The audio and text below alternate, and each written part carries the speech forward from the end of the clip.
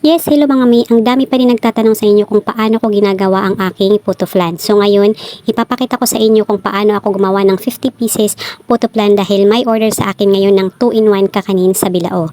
Kaya tara, samahan nyo ako. Lahat ng ingredients, saktong sukat ng sangkap ay ilalagay ko mismo sa video. So nandyan yan sa inyo kung panonoorin nyo or hindi. Basta lahat ng aking ginamit at mga teknik na ginawa ko para maging success at walang palpak yung aking puto flan ay sinasabi ko at inilalagay ko dito sa mga video ko na ginagawa.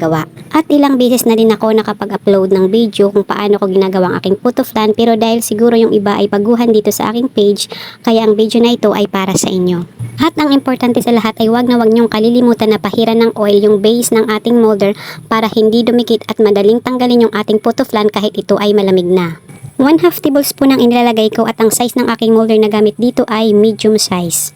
5 hanggang 7 minuto lang yung pag-steam ko ng aking flan at para sure kayo kung ito ay luto na, pwede kayong mag-toothpick test. At kapag ito ay luto na, pwede nyo nang ilagay ang puto butter or pwede nyo ring i-rest muna ng 1 to 2 minutes. Pero ako kapag nagmamadali at fully book ay hindi ko na ito nire-rest at nilalagay ko na kaagad yung puto butter. At kapag nalagyan ko na ito ng puto butter ay ini-steam ko lang ito ng 8 to 10 minutes medium to low fire. At habang ito ay mainit-init pa ay tinatanggal ko na din ito sa puto molder at hinahayaan ko siyang kusang lumamig. At kapag totally na malamig na siya, saka ko siya inaayos sa Bilao. Para kahit abutan pa siya kinabukasan ay hindi agad-agad siya masisira. At ganito ko lang ayusin ang aking 2-in-1 kakanin sa Bilao. Bali yung puto flan ay inilagay ko sa gilid na padomino yung style. Tapos yung klasiko tsinta, kasi ang kasama nito ay klasiko tsinta, ay ilalagay ko sa gitna. Mas mabilis kasi at hindi ako nahihirapan in my part lang naman sa paglalagay ng toppings kung ang klasiko tsinta ay nasa gitna. Lalo na ang gusto ng aking buyer na ilagay ko na toppings ay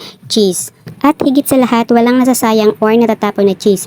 Minsan kasi pag nasa gilid yung paglalagyan mo ng toppings, hindi talaga maiwasan na may natatapon na cheese. At nanghihinayang ako dun. Ayan, ganito na yung itsura niya kapag nailagay ko na yung 50 pieces na klasiko tsinta and 50 pieces na puto flan. Pero wala pa itong toppings. Maya-maya ay lalagyan natin to ng toppings. O diba mga may, kitang-kita nyo naman na kapag nasa gitna yung ating klasiko tsinta, walang natatapon na cheese kasi salong-salo nila lahat. Bali ganito na yung itsura ng ating 2-in-1 kakanin sa Bilao pagkatapos natin malagyan ng toppings na cheese. Size nga pala ng ginamit kong Bilao dito ay 14 inches.